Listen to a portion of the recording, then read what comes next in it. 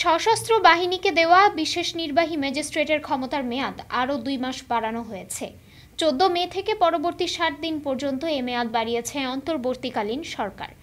8 মে জনপ্রশাসন মন্ত্রণালয়ের প্রেষণ 2 শাখার সিনিয়র সহকারী সচিব জেতি প্রুর সই করা এক প্রজ্ঞাপনে এই আদেশের কথা বলা হয়।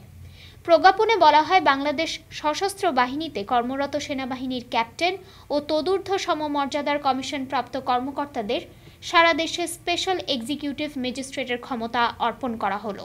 তাদের পাশাপাশি বর্ডার গার্ড বাংলাদেশ ও কোস্ট গার্ডে প্রেষণে নিয়োজিত সমমর্যাদার কর্মকর্তারাও একই ক্ষমতা পেয়েছেন। এর আগে গত বছরের 17 সেপ্টেম্বর সারা দেশে মোতায়েন করা সশস্ত্র বাহিনীর সদস্যদের 2 মাস বা 60 দিনের ম্যাজিস্ট্রেসি ক্ষমতা দিয়ে প্রজ্ঞাপন জারি করেছিল সরকার। পরে 15 নভেম্বর, 12 জানুয়ারি ও 13 মার্চ 3 দফায় সশস্ত্র বাহিনীকে বিশেষ নির্বাহী ম্যাজিস্ট্রেটের দেওয়া ক্ষমতা 2 মাস করে বাড়িয়ে আসছে সরকার। ডেস্ক রিপোর্ট, আজ বার্তা, ঢাকা।